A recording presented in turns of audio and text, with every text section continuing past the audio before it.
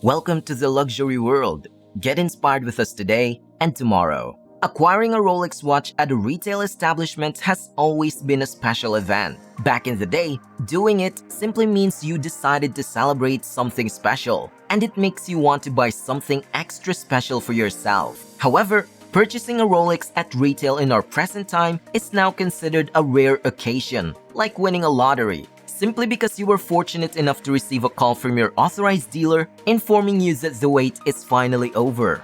And finally, you can purchase the watch that you desire. Buying Rolex watches from an authorized dealer is now a tough game to play. The Rolex market differs from the majority of other markets in the watch industry. For a wide range of reasons, this resulted in different outcomes. Since Rolex watches are extremely popular today, the demand by far outnumbered its supply because of the limited production. This has resulted in long waiting lists at the official Rolex retail outlets, and there are also difficulties in purchasing specific models. With all these events happening, what do you think the future holds in buying a Rolex at an authorized dealer? If you are interested to find out, this video is perfect for you. This video is brought to you by the luxury world. If you still haven't subscribed to our channel yet, make sure to do it now so you can stay updated on our future videos. The watch market, specifically for the luxury timepiece brand like Rolex, is hugely different from the usual market of luxury items, which are easy to find and always have availability. Some people mention their curiosity about how the process of buying Rolex watches from an authorized dealer will change in the next few years. As of now, it's crystal clear that the current process of buying Rolex from retail will still remain the same and it will not change. One of the things to consider is the incentives both from the perspective of the brand itself and the perspective of its authorized dealers. They keep playing these kinds of games where they prioritize existing or high-spending clients. But this is not known to many of us because they keep these things in order and transparent in a minimal way. Back in the good old days like the 80s, the scenario was different. After all, they do not follow a specific schedule for when they will get pieces from Rolex because they will always have the shipment every week. Whatever it is and whatever comes in, they will figure out eventually on how they will allocate it to their customers. Unfortunately, the process is now really different. We are all aware that this is a standard, and in this case, we automatically know that the authorized dealers could not give us an estimated delivery date. Perhaps they will try to convince you that they are precise with the information about waiting within a few months or a year. But then again, nothing is specific to happen here and there is no assurance guaranteed. What if the scenario happens like this?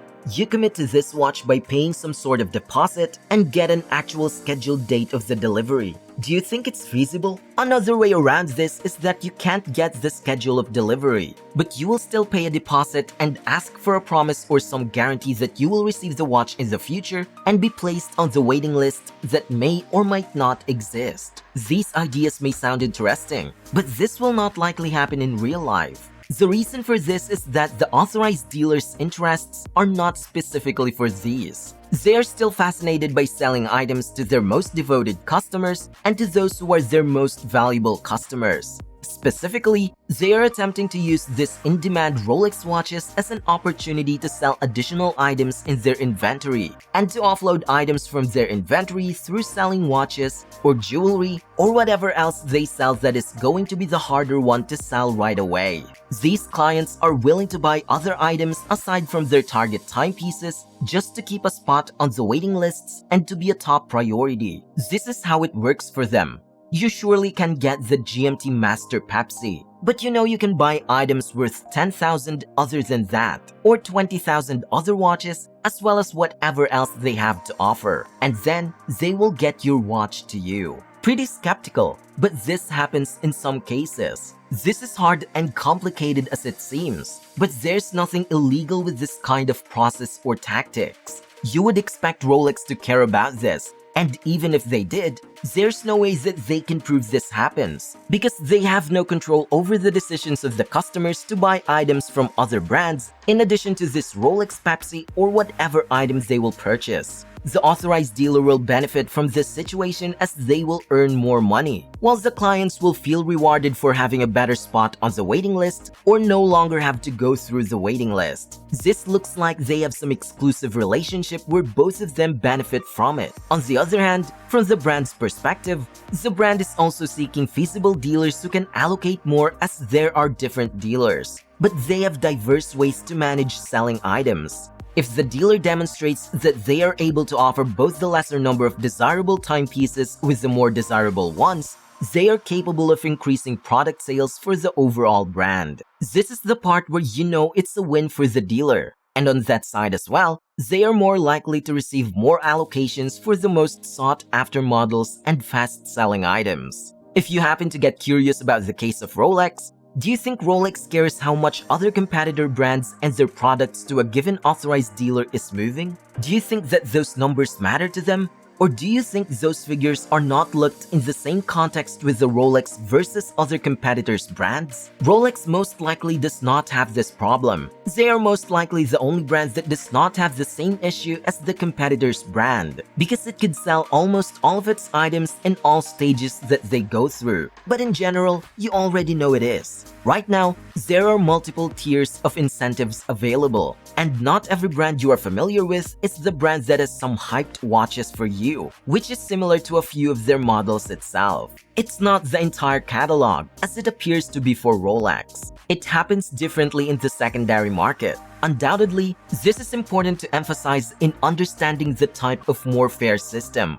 They can use a random lottery or something that can be used as some sort of commitment to get the watch you want to receive the watch with the people who sell watches in the second-hand market. Chances are clear. If you pay, you will receive a watch. A deposit would undoubtedly be beneficial, simmering down to the trade in the second-hand market. If the market situation is different, more people will purchase the watches at retail. It would result in less hype and speculative activity on the secondary market, because people would honestly believe they have the opportunity to obtain this watch at retail. From an economic standpoint, there are just simply too many incentives on several levels, because you're familiar with how the dealers act as well as the brands that are involved. There is most likely nothing resembling inherently unethical about it. Considering the following scenario at this time, no one in Europe is enduring and especially certain about making long-term pronouncements about the production figures given that the pandemic happened and affected the world relatively. They would even seriously consider taking it for sure at this point. They will get your money, and you are aware that they can assure you that you will receive a certain production line surveillance, which is possibly 6 months away or more than that. Probably they won't feel at ease doing that. In some cases, this happened to some authorized dealers where they allowed someone to order, but they needed to pay in advance with the entire cost. Yes, they would have the guarantee of getting the watch, but they need to pay for the whole thing upfront. And to some extent, they cannot provide an exact date to get a watch, but they will just assure you that you will get the watch. In light of the pandemic, it still appears to be very difficult despite the hype for Rolex. Despite the knowledge of the following prices, all these watches are still above retail for at least that we know, including the Rolex Pepsi and the GMT Masters, and the Daytonas, which are still way above retail. This seems like there's no reason for them to implement this kind of scheme for the authorized dealers. The future of buying a Rolex at retail is changing, and there's no assurance for all of us. Rolex and its retail network, for the most part, want the watches they sell to end up in the hands of devoted owners who will appreciate them. Let us keep an eye on the situation in the coming months to see if Rolex accessibility improves. Once again, you have now reached the end of this video. What are your thoughts about the future of buying Rolex at retail? We are excited to hear your thoughts. We also encourage you to share your experience in the comment section. If you liked this video, we will be glad if you let us know that too. Don't forget to follow us too and give us a thumbs up. Once again, this is The Luxury World, and we look forward to seeing you again in our next video.